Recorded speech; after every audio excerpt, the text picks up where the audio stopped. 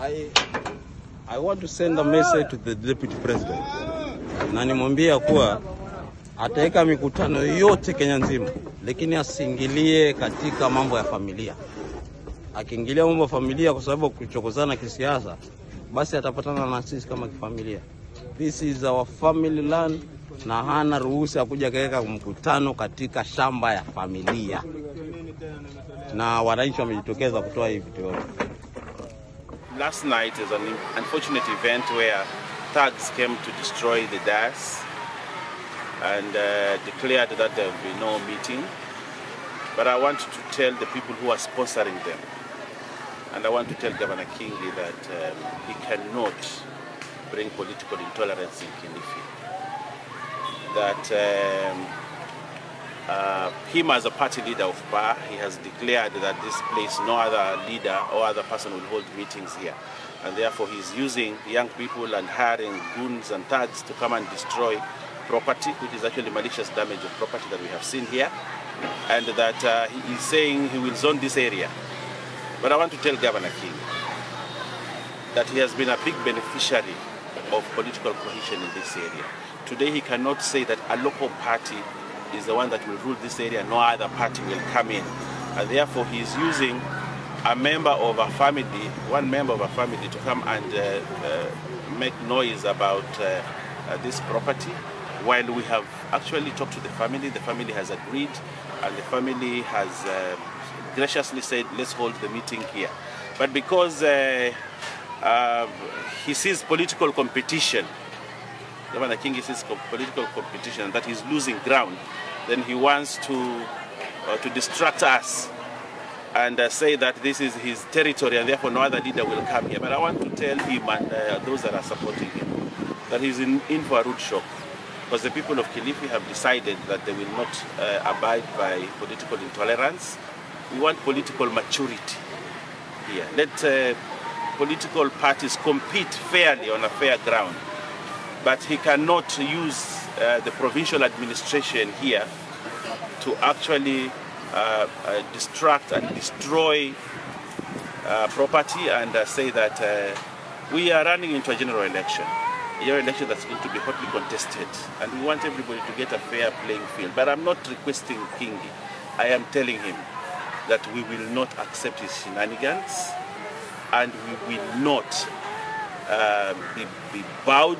We will stand strong, and whoever he's using, I want to tell him even MRC failed, you know.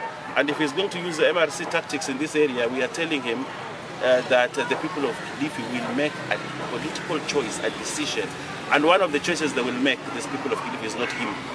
Yes, they will not follow him where he wants to lead them. And this coming out with a big head and saying that, you know, we are a system, we are deep state, we are this, and therefore we can do anything in Kilifi. I want to tell them that the power of the people is stronger than the power of the state. So I want to request the people of Kilifi to attend this meeting, because we're going to have a rally in this very, very place. And we're enthusiastic and waiting for our visitors to come for this meeting. I have also the confidence of the family that they have given us express permission to use this field. And whoever else is saying that this field belongs to them or this land belongs to them should come and talk to the family about it, but not come and maliciously damage property. And we will ask the police to take action. We demand from the police to take action on the people who came here last night, hired goons to come and destroy property that belongs to other people. Anja tumieni, kwa sababu yeye anaamini kwamba political tolerance is what is good for this country. Thank you so much. Hapa kwangu mkumbali ni hafla ambayo tutafanya hapa. Hawa wenye kutumia maneno hapa walikuja kwangu wakataka idhini kwamba kama ni waruhusu watao mkutano. Nikapata ruhusa kwa sababu ni mahali kwangu. Sasa kuna watu ambao hawakumbali sana na tunahusiana sana. Hata huyo ambao tumesemekana kwamba ni kwamba kuna watu ambao wamevunja hii jukwaa hapa, basi mshukua yuko hapa. Maana sema hakutafanyika lolote. Yani mdogo wangu sikia, nikasema mimi hapa ni kwangu, hapo uwanja hawezi kujua vile ambavyo mimi nilishughulika mpaka kutengeneza uwanja kitambo sana. Hapa pote pale palikuwa ni kanjuri tu ya baba,